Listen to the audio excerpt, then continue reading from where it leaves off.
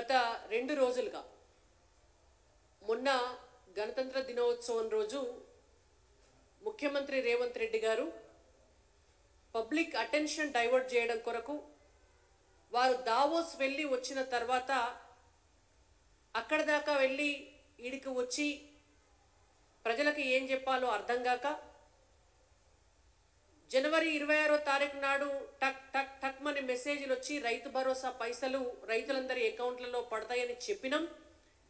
ఇప్పుడు చెప్పకపోతే ఇప్పుడు అవి ఆ డబ్బులు ప్రజలు తిరగబడతారని అటెన్షన్ డైవర్షన్ పాలిటిక్స్ అవి చేయడం కోసము ఒక కొత్త పంచాయతీ తెర మీదకి తీసుకొచ్చినారు.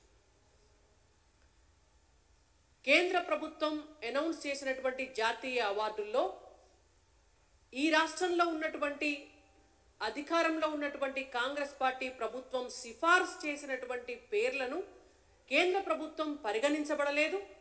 కాబట్టి నేను దానికి వ్యతిరేకంగా దాన్ని నిరసన వ్యక్తం చేస్తూ విమర్శిస్తూ ఒక కాగితం కూడా రాస్తా కేంద్ర ప్రభుత్వానికి అని వారు విమర్శలో భాగంగా వారు నిప్పు పెట్టిండ్రు.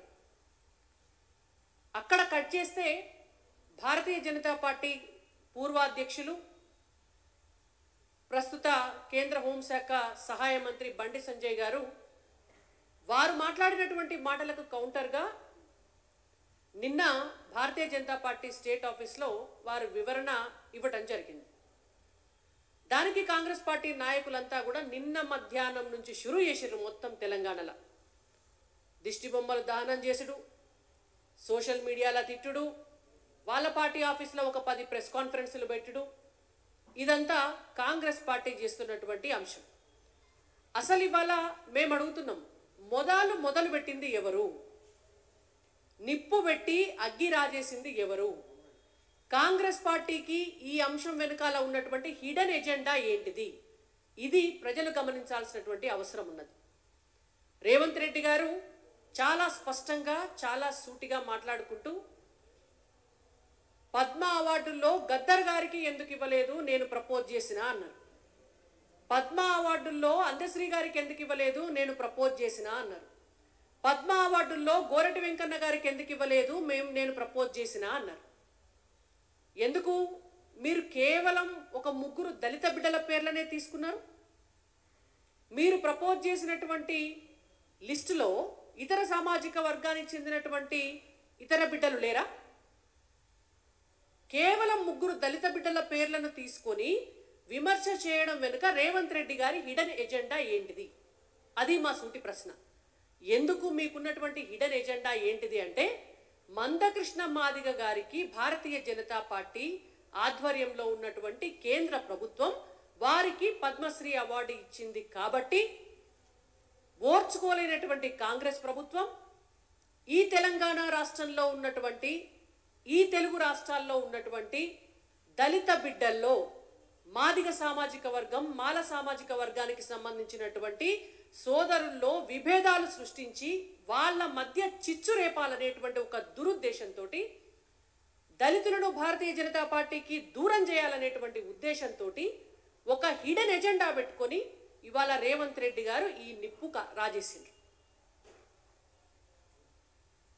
ఇది కాంగ్రెస్ పార్టీ ఎజెండా, ఇది గాంధీ కుటుంబం ఎజెండా.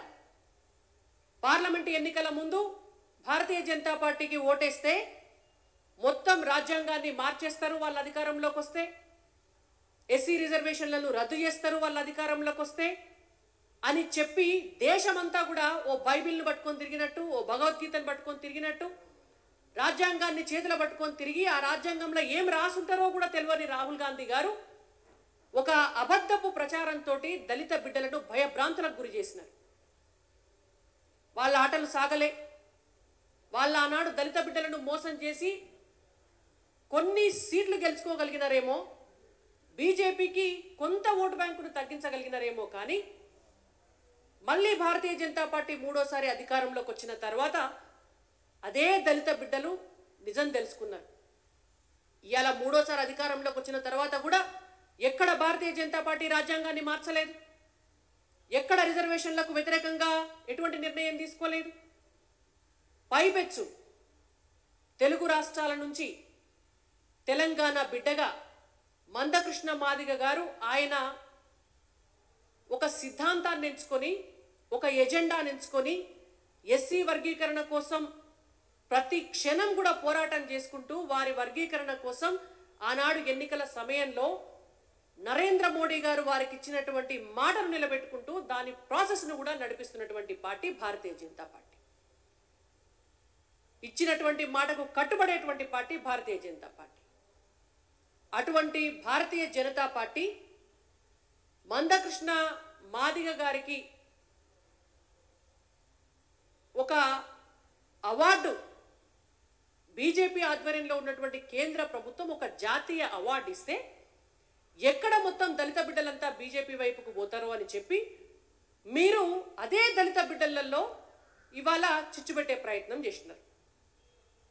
మేము అడుగుతున్నాం సూటి ప్రశ్న,